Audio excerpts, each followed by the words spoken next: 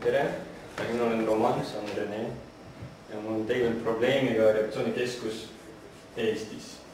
See on narkomaania ja alkohoolikute rehabilitatsioonikeskus, mis on esimene selline keskus Eestis, vaatamata sellele, et see programm on 50-60 aastat eksisteerib maailmas ja on olemas Peterburis koolis, mida õpetatakse, on olemas Venemaal neid keskused, mis juba toimivad ja programm on olemas. Aga esialgu probleemis, et Eestis on praegu umbes 14 000 süstitavat narkomaani, kellest 900 elab Tallinnas ja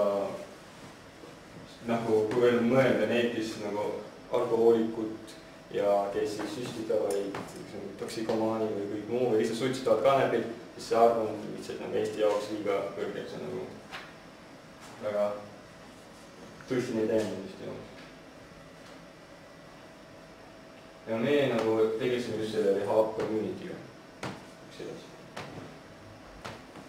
See rehab community on grupiterapiipõhine rehabilitatsioonikeskus alkohoolikutele, toksikomaanidele, süstivatele narkomaanidele,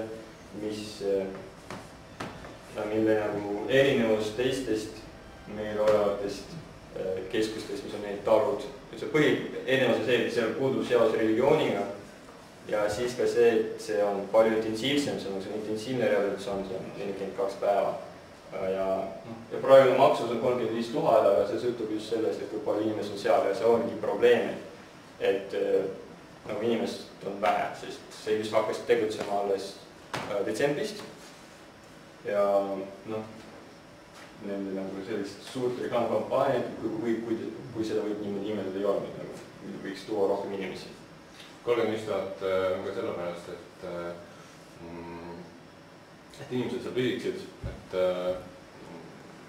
kui inimene ei maksa midagi ja ta lihtsalt tuleb keskusesse, siis ta ei pruugi sinna jääda, aga see 35 000 on see, mis teda hoiab kinni, et tal on kohustus seal olla. Ja neil on küll veel eesmärgis, et see oleks 10-15 000, aga see sõltub sellest, kas riik aitab või ei aita või kas on teavad mingi muud finantseerimisvõimalused. Ja praegu põhikeeleks on vene keel ja sellel on kaks põhjust. Esimene põhjus, kuna kõik materjalid on põhimõtteliselt vene keeles enamasti ja teine asi, et need arstid on ka rohkem kasutavad vene keelt, nad eesti keelt eriti hästi oska. Kuigi samas ütlevad, et neid kahekeelseid on ka päris palju pöörduvad ja loodavad tuleks ei ole probleemiks siis üks edasi. Ja näitas praktika ja tegelikult selliste reklaamikampaania jaoks põhieesmärgiks ei ole need ise narkomaanid, kuna neist tuleb ainult 20-30% ise, keskusele vaid nende sugulased, vanemad, sõbrad, kes neid toovad sinna, kes nad räägivad sellest ja kes maksavad kinni ka kõik need kulud. Et sellepärast see sihtrühm on selline väga lai. Ühelt poolt on konkreetne, aga samal ta on sa ei saa öelda, et need vanemad liiguvad ainult Koplis või Lasnamäel näiteks, kuna need võivad täitsa normaalsed perekonnad olla hea sissetulekuga, see probleem on kõikidel. Lihtsalt sa pead leidma selle inimest kusagil kaugel üksteiselt. Siis see on selline lai probleem tegelikult. Ja mis oli öeldud, et ühes küll narkomaanide vanemad ja sõbrad. Ja kui räägida eesmärgidest, et kui see kõik hävitatakse, siis et rehabiliteerida saab 150 inimest aastas, see on 10 korda rohkem kui need talud. Ja siis neil on ka selline põhimõte, et nad aitavad mitte tagasi langeda, kui see on väga lihtne.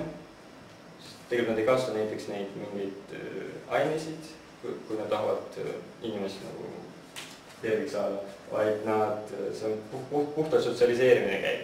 Et inimene läheks tagasi selle juurde.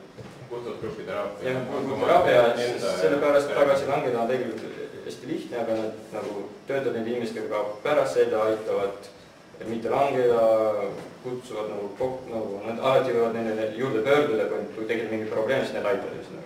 Ja siis loob baas uutele keskustele ka, nad tahavad tõlkida kõik eesti keelde ja põhimõtteliselt teha niimoodi, et need, kes lõpetavad inimesed, kes lõpetavad selle rehabi, et nad võiksid ka näiteks kas või mingi tööd leida, kas selle keskuse juures või niimoodi, et neil eesmärgiks olid. Ja nad tõid selle näide Leedust, kus on olemas mingi restoran või kohvik kus ei ole alkoholi, aga kus on mingi väga suur valik salatidest ja kus need inimesed töötavadki ja sellest kõik teavadki ja nagu see toimib väga hästi, väga palju inimesed tulevad, keegi kardas selle ja nagu, aga need inimestel on nagu lootus tulevik on, et nad saavad edasi elada normaalselt. Ja mis oli tehtud juba? Tehtud oli, neil on tehtud 2 plakatit, kes täpselt tegi ei ole vist teada, aga see oli tellitud Eesti Energia poolt. Mis on huvitav on see, et eestikeelne ja venekeelne nagu nende vahel on suur erinevus. Ja mis oli ka huvitav see, et tegelikult ma ütlesin, et see on nagu vale, sest kui meil oli, me saime kätte selle Jää puhtaks kampaania, selle, kus on Jää puhtaks kampaania kokkuvõtte või raport. Et siis oli hästi näidatud, et venelaste, eestlaste, noorte venelaste, eestlaste suhe selliste reklaamidesse on väga erinev.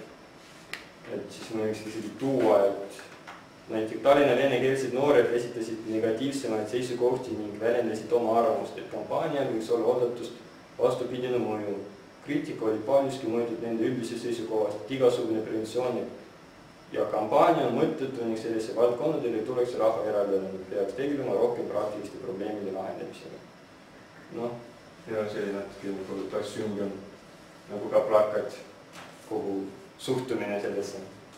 Et siis võiks edasi, jah. Siin on need veebid, mis oli tehtud, aga veebist võiks rohkem rääkida, aga need on sellist suurem spetsialist kui mina. Et veeb oli jällegi ainult vene keeles, mis on praegu küll õigustatud, aga tuleviku mõttes võiks olla kahekeelne. Aga mis veebiga on see, et on raske kätte saada infot või ei ole kogu infot üleval. Ja näeb ka selline kehvakene välja, et ei ärata usaldusväärsust.